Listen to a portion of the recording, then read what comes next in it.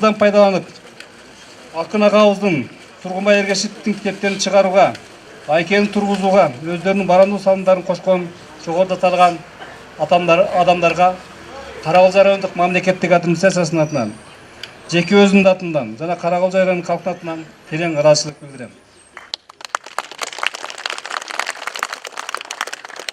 Тургунбай Эргешевдин айкенин ачуу аземин ачык деп жарыялайм.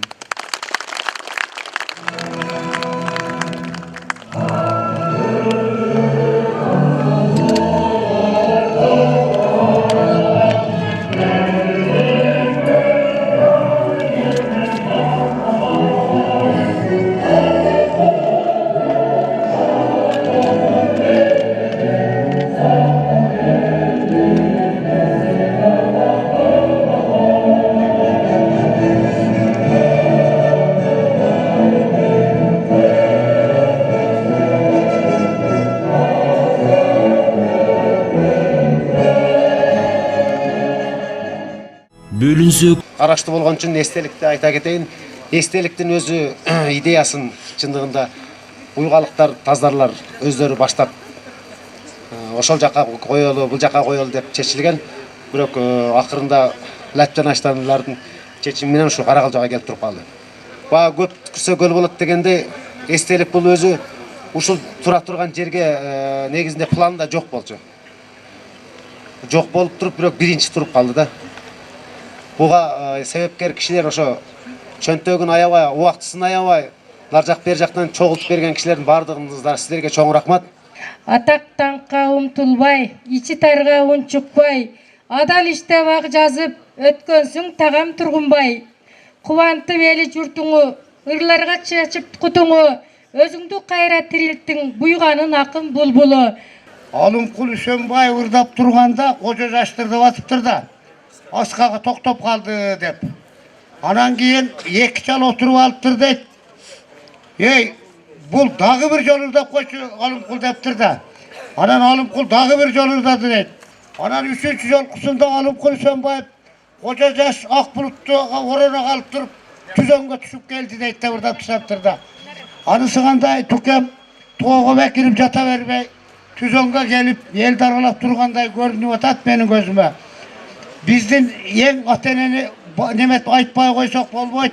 Менин атамда талант бар болчу. Талант болгондо да бөлөк жагынан эле кыскарак айтып коеюн. Үкөбүз бир бээни кармай албай калды дейт. Бээни кармай албай калып, ата буну сатып бербейли качак экен десе, аларманды эмне кармап ал дейли, кармабайсың мана сатайлы дейтимиш. Экинчи жолу bir kişi bizden bir uyaldı, Said Rahman degen.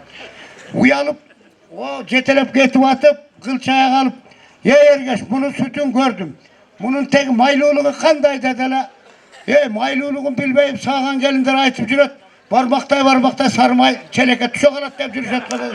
Kaydan da ayttım deyip bir çiçalap ketken. Zamanam kötür albay. Özgöçölügü, tukem koluna kalem karmap. Koluna tetir atalып hiç kaçan ır жазган emez. Tukem atка minip turabызбы, жайлоого кетип атабызбы, ойноп жүрөбү достордун, классташтардын арасында турган жеринен кыргызча төл сөз менен айдаган суу төгүлгүч жорго болчу. Биздин үйгө бирде келип жатып, бизде Чаканташ деген көрүнүктүү бир зообуз бар. Ушуну карап чай ичели Тукем. Үйгө кирип чар даяр болуп калыптыр десем, токе токтоптур. Мен бир Чаканташты карап алайын дегенден, сен эмне өлүп баратасыңбы? Чаканташтын түбүндө турабыз десем, жок. Бир куплет ырын айтып, чокудагы чокум карды, күн уясынан аңдып чыгып чокуп алды. Булуттардын буту болуп карагайлар чиренишип теп турат соокаларды. Коем Туке Пүтүр, үйгө кирип чай ичели де. Тукемдин ушундай ырлары көп болгон. Тукем ушу жетпеген жеңиши болуп калды. Тукемдин артында кыздары бар, бир уул, эки уул, бир кызы бар. Кудай кааласа жүгүр. Жакшы ушу балдары аркасын шактап, бирөөнүн колундагы ырларын алып ушинтип келе жатат. Тукемин Айша атага болгон, Айша энеге болгон камкордугу ошончо өзү ооруп жүрсө дагы ар бир жумада келип Эргешке жолугайын деп тамашалап, Алтынай Айшаныбыздын аты, Айшатабыздын аты Эргеш. Ошондо тамашалап айтып калчу, о Эргеш, Кагылам эргеш кат жазам.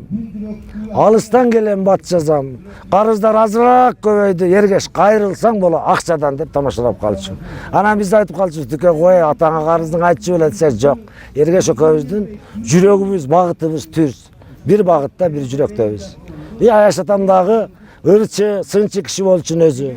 Булардын түпкүлүгүн мен билгеним айтсам, мына азыркы биздин кыргыз эл жазуучусу Абабыз Сооронбай Жусуевдин жээндери болот экен.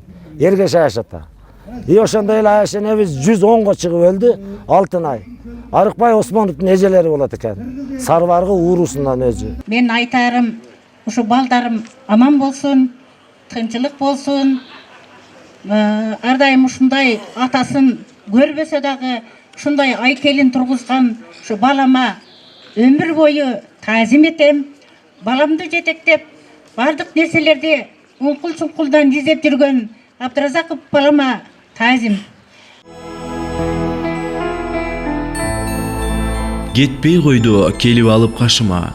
Жок дегенде карабады жашыма. Бүгүн жашап эртең өлүүм илдете, эмнегедир эрте келди башыма.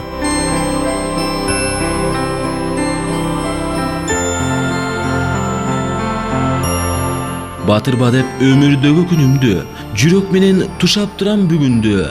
Этегиңе ороп алгын ата журт, таштап кетем эмгек деген сүйүүмдү.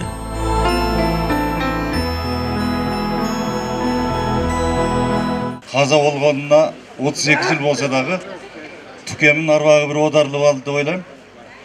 Мына биздин курултайга эки элдин биригип туугандар катташып аткан мезгилге айкел ачылып калганына дагы бул Түкем бактысы деп эсептейм.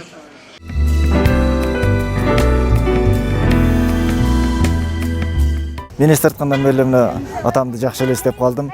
Мен мисалы ушу 4-класста каза болду. Ошондо мени мисалы апам менен ажырашып кеткен экен. Аны да өзү апарып тааныштырып мени, мына балам, апаң катташып жүргөндө деп жакшы эле эмне кылган. Мен мисалы атамы көрбөй калдым деп айтыштан алысмын. Анча-мынча болсо дагы кичине советтерин берген. Жана уулум Машайка деген кат бар эмеспи? Ыры бар. Оңой бекен ооруп жатып сагынуу. Ойноп күлүп жүрөсүңбү сары уулум. Жетилгенде желең болсун ата журт, аргымакта туурап өскөн кулунум. Мокоп калсам кайрак урчут кайрагым, келет менин мурункудай сайрагым деп. Ошол мурункудай сайрагым деген менесин угуп алып тургандан ошо Булбулдардын тукумаз деген китепти чыгарганмын мен. Атамды эстеп жүрчү болдум түнөрүп, атам эмес жүрөгүмдө күнөлүп, адам өзү кубангандан көбөйүп, калат тура кайгыргандан түгөнүп, же өлүмдү кое албадым кечирип, көз жамгырлап булут болуп тешилип, адам өзү кубангандан жашарып, калат тура кайгыргандан эскирип, жүрөгүмдө ырчырап капалуу, кайра айыкпас адат болду жашачуу. Ата деген ата калсам алармын, кайра дагы болмок белем аталуу. Кимге жаксын жетим болуп жүргөнү, ата болор ар баланын сүйгөнү. Сактап келем карегиндей көзүмдүн, атамсың деп ушул жарык дүйнөнү. Бутагы кишендердей шалдырадым, күйүттүү күнөлдөй жалдырадым. Өзүң жок жалгыз кемпир жашап жүрүп, өлгөн соң үйдө аңгырадым. Сорото аласыңбы ыйлап турсам, тургуза аласыңбы кыйрап турсам, том соруп токтой калып угасыңбы, сүйгөнүм деп ырдап турсам. Күнүгө күнгүрөнүп кайгы жейби, сүйгөнгө жетпегендер өксүк дейби. Дүйнөнү титиреткен тириликтө, өзүң бир уруунуп өлсөм мейли.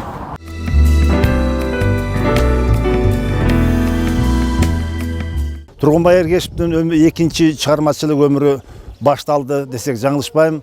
Анткени Тургунбай Эргешевдин быйылкы жылы 70 жашка толгондугуна байланыштуу Каракулжа райондук борбордоштурулган Акын Токтосаров атындагы китепкананын астына алгачкылардан болуп айкелинин тургузулушу бул кыргыз элинин, ошонун ичинде Каракулжа элинин Тургунбай Эргешевге болгон жылуу мамилеси деп ойлойм. Тургунбай Эргешевдин Булбулдардын тукумасы деген чыгармасынан айта кетейин. Булбулдардын улуулугу ушунда, сахнасы дарактардын учунда, болсоң дагы сулуулардын сымабы, саңа булбул сайрап бербейт кышында. Ышкыланып жаңылганың алырас, жазда гана үнүн угуп жарпың жаз, түлөк болуп туруп бербейт тууруна, ошон үчүн булбулдардын тукумасы деп ошол мезгилде ушул таланттарды бийик баалаган